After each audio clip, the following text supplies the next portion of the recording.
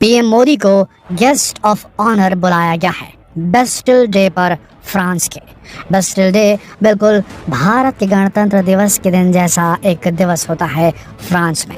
पर पीएम मोदी वहाँ सिर्फ गेस्ट ऑफ ऑनर बनने नहीं गए हैं, वहाँ वो एक बड़ी डील करने वाले हैं। एक ऐसी डील जिससे चीन अंदर तक हिला हुआ है, जिससे पाकिस्तान भी थरथरा रहा है। और ये डील है उन फाइटर जेट्स की जो अकेले पाकिस्तान और चाइना के हर कॉम्बैट एयरक्राफ्ट को चुटकी बजाते ही नेस्तनाबूद कर सकते हैं। जी हाँ, हम बात कर रहे हैं रफाल एयरक्राफ्ट की। Rafale multi role combat aircraft, advanced multi role combat aircraft. जी हाँ दोस्तों, ये मल्टी रोल क्या होता है अगर आपको नहीं मालूम तो आपको बता दें, कई प्रकार के रोल प्ले कर सकता है ये रफाल विमान। यानी कि इसका इस्तेमाल आप सर्वेलेंस के लिए कर सकते हैं, यानी कि दुश्मन देश की सीमा में घुस करके वहाँ क्या हो रहा है उसकी सारी इंटेलिजेंस, सारी खुफिया जानकारी खींच कर ला सकते हैं। वहाँ का real time video, real time intelligence forward कर सकते हैं वॉर रूम में। एयर टू एयर कॉम्बैट तो कर ही सकते हैं, एयर सपोर्ट भी प्रोवाइड कर सकते हैं, एरियल बॉम्बिंग कर सकते हैं, इलेक्ट्रॉनिक वॉरफेयर। जी हाँ दोस्तों, आजकल एक नई चीज़ आ गई है इलेक्ट्रॉनिक वॉरफेयर, जिसमें बेहतरीन फाइटर जेट्स का इस्तेमाल किया जाता है दुश्मन देश के सीमा में किसी सिग्नल को जैम करने के लिए। यानी कि अगर वहाँ किसी सिग्नल को जैम करना है तो वहाँ इलेक्ट्रॉनिक वॉरफेयर का इस्तेमाल किया जाता है। और ये इलेक्ट्रॉनिक जैमर उस एरिया में, एक पर्टिकुलर एरिया में जितनी भी टैंक हो गए, शिप्स हो गए, दूसरे एयरक्राफ्ट हो गए, उनके सिग्नल को जैम कर सकते हैं। साथ ही सप्रेशन ऑफ एयर डिफेंस का भी रोल अदा करता है राफेल फाइटर जेट। अब सप्रेशन ऑफ एयर डिफेंस क्या होता है पूछेंगे आप, तो सप्रेशन ऑफ एयर डिफेंस कहा जाता है कि देखिए, ज़मीन पर, ग्राउंड पर एंटी एयरक्राफ्ट मिसाइल दागने वाले और साथ ही एंटी एयरक्राफ्ट जो है दूसरे एम्यूनिशन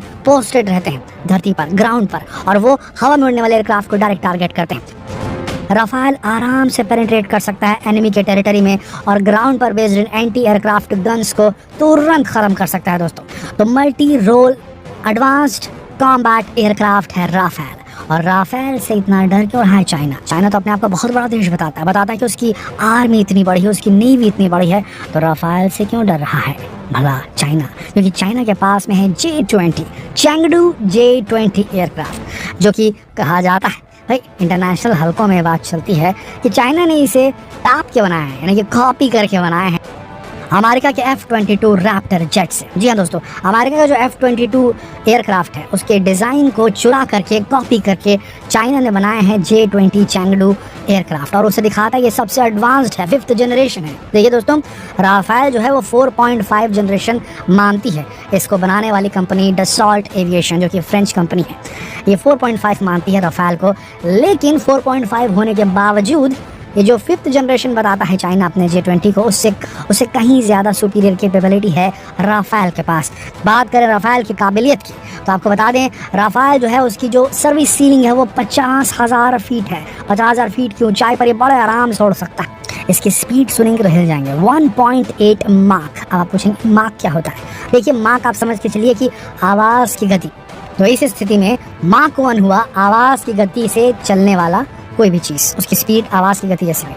लेकिन राफेल जो है वो मैक 1.8 की गति से उड़ता है, यानी कि आवाज़ की गति से दुगना रफ्तार से उड़ता है। इसकी जो स्पीड है वो 1912 किलोमीटर पर आवर है। जी हाँ दोस्तों, इसमें ट्विन इंजन लगे हुए हैं, बहुत पावरफुल ट्विन इंजन इसमें लगे हुए हैं। और साथ ही सबसे बड़ी बात, इसकी जो कैपेबिलिटी है वो बेहतरीन है। इसके अंदर स्पेक्ट्रा नाम का एक सूट लगता है। स्पेक्ट्रा लगने के बाद ये इलेक्ट्रॉनिक वॉरफेयर के लिए एकदम तैयार हो जाता है। ये दूसरे प्लेन्स की सिग्नल को जैम कर सकता है, अपने आप को इनविजिबल बना सकता है, यानी कि रडार जैमिंग कैपेबिलिटी है स्पेक्ट्रा के अंदर, जो कि राफेल में सेट की जाती है। स्पेक्ट्रा लगने के बाद में राफेल जो है दूसरे एयरक्राफ्ट की जो रडार सिग्नल उनको ब्लॉक कर देता है। देखिए, हवाई युद्ध में एक प्लेन जो है दूसरे प्लेन को कैसे देख पाता है? रडार सिग्नल से देख पाता है। और रडार फ्रिक्वेंसी हवा में छोड़ता है, जब रडार फ्रिक्वेंसी जाती है और दूसरे एयरक्राफ्ट से टकरा के वापस आती है, तब डिटेक्ट कर लेता है रडार सिस्टम कि भैया सामने एक एयरक्राफ्ट है दुश्मन का।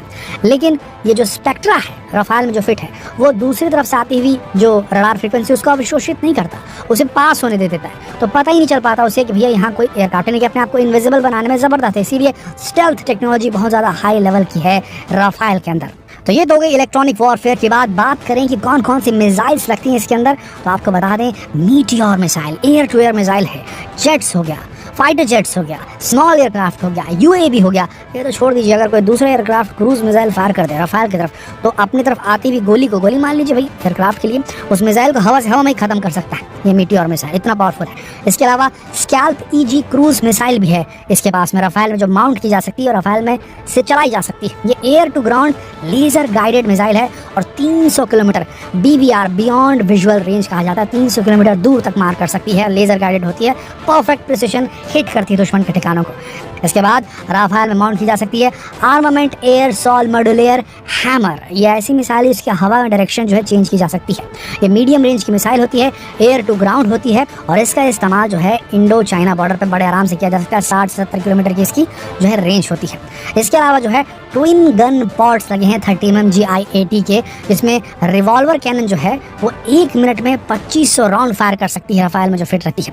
Long range stand of scalp cruise missile लगाई जा सकती है राफेल में। इसके अलावा AM-39 Exocet subsonic anti ship missile, यानी कि शिप से लड़ाई करनी है तो भैया ये एमसेट सबसोनिक जो है, आवाज़ की गति से कम, सबसोनिक जो है इसकी जो मिसाइल है जो शिप्स को खत्म कर सकती है। लेजर गाइडेड बम छोड़े जा सकते हैं, नॉन गाइडेड क्लासिक बॉम्ब छोड़े जा सकते हैं राफेल से, न्यूक्लियर मिसाइल्स भी लॉन्च की जा सकती है राफेल से, इतना पावरफुल है दोस्तों। इसके अंदर M88 ट्विन इंजन लगे होते हैं जो 50 kilo Newton of dry thrust produce करते हैं और आफ्टर बर्नर्स को हिट करने के बाद में 75 किलो न्यूटन का पावरफुल फोर्स जनरेट करते हैं, जिसकी वजह से इस पावरफुल इंजन की मदद से राफेल जो है 1.8 मैक की स्पीड को तुरंत कुछ ही सेकंड्स में अचीव कर लेता है और 3700 किलोमीटर की रेंज में आराम से फ्लोट कर सकता है। इसके अंदर ऐसी कैपेबिलिटी है दोस्तों राफेल के अंदर, ये बड़ी रिफ्यूलिंग फैसिलिटी भी देता है, यानी कि अगर 10 राफेल एक साथ उड़ रहे हैं तो पहले वाला राफेल के अगर फ्यूल खत्म हो गया तो कोई भी राफेल जा करके अपने बडी को वहाँ पर फ्यूल दे सकता है। एक प्लेन से दूसरे प्लेन में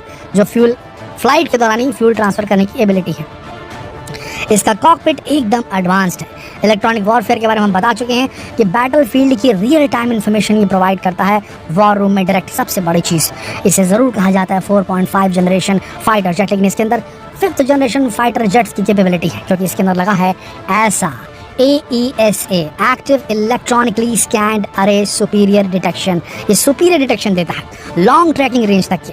सबसे बड़ी बात इसके अंदर सिंथेटिक अपर्चर रडार लगा हुआ है SAR, और SAR के अलावा इन्वर्स SAR लगा है। दोस्तों ये जो चीज़ें हम आपको बता रहे हैं ना, ये किसी भी ऐसी सिचुएशन में सामने की चीज़ों को तुरंत डिटेक्ट कर लेता है, एक 3D इमेज बना करके कॉकपिट में दिखाना शुरू कर देता है और उस मैप के ऊपर में आपका दुश्मन कहाँ फ्लाई कर रहा है वो भी दिखना शुरू हो जाता है। जब सामने विजिबिलिटी नहीं रहती तो ये जितने भी जो रडार्स हैं, जितने भी डिटेक्शन सिस्टम हैं, ये सारे हेल्प करते हैं पायलट को नेविगेट करने में, कठिन से कठिन टेरेन की स्थिति में भी, कठिन से कठिन फास्ट मूविंग दुश्मन के एयरक्राफ्ट को भी आराम से ट्रैक करके उन्हें खत्म करने की एबिलिटी देता है। ये सबसे पावरफुल चीज़ है। सबसे बड़ी चीज़ सेल्फ प्रोटेक्शन इक्विपमेंट इसके अंदर काफ़ी अच्छे लगे हैं, जिसका नाम हमने बताया था आपको, स्पेक्ट्रा।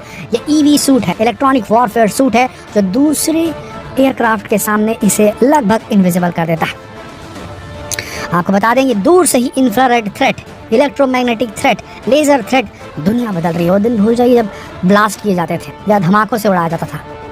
आजकल इंफ्रारेड गन्स इस्तेमाल की जा रही हैं, इलेक्ट्रोमैग्नेटिक गन्स इस्तेमाल की जा रही हैं, लेजर थ्रेट्स सामने आ रहे हैं। दुश्मन देश के जो एयरक्राफ्ट उनको ख़त्म करने के लिए, उनको जैम करने के लिए, उनको डिटेक्ट करके उनको लोकेट करने की एबिलिटी है राफेल के अंदर। एक बार लोकेट हो गया तो राफेल उनके फायर करने से पहले उन्हीं को ख़त्म कर सकता है। सबसे बड़ी चीज़ इसके अंदर रडार वार्निंग है, लेज़र वार्निंग सिस्टम है और मिसाइल वार्निंग रिसीवर्स है। किसी भी तरफ से अगर किसी भी प्रकार का अटैक होता है राफेल के ऊपर में, सारे वार्निंग सिस्टम्स एक्टिव हो जाते हैं और राफेल को सुरक्षित कर देते हैं। राफेल के पास फेज्ड अरे रडार जैमर है, जिससे दुश्मन के किसी भी चीज़ को जैम कर सकता है। डीकॉय डिस्पेंसर है, यानी कि ऐसा लगा कि बहुत बड़ा स्क्वाड्रन पीछे पड़ गया है राफेल जेट के और उसे एक डीकॉय करना है। डीकॉय का मतलब अपना एक अंश छोड़ करके खुद आगे बढ़ जाना, और उनका जो रडार है वो चेक करता रहेगा कि डीकॉय जो है ये एक्चुअल में राफेल सोचता रहेगा, तो मतलब कि छदम वेश पीछे छोड़ करके आगे निकल जाने से डीकॉय डिस्पेंसर कहते हैं, वो भी इसके अंदर रहता है। इसके अंदर ऑप्ट्रॉनिक फ्रीक्वेंसी ऑपरेशन होता है, रडार आइडेंटिफिकेशन से बचाता है, यानी कि जो ऐसी फ्रीक्वेंसी पे ये इन्फॉर्मेशन को आदान प्रदान करता है ऑप्ट्रॉनिक फ्रीक्वेंसी पे कि इसकी प्रेजेंस का पता नहीं चल पाता दुश्मन देश की फौजों को। तो दोस्तों सबसे बड़ी बात इसके अंदर डेटा लिंक सिस्टम है। डेटा लिंक सिस्टम वो होता है जिसमें राफेल अगर स्क्वाड्रन में उड़ रहा है तो हर प्लेन एक दूसरे से कनेक्टेड है, साथ ही सारे प्लेन जो हैं वो नीचे ग्राउंड में जो फोर्सेस है उससे भी कनेक्ट किए जा सकते हैं।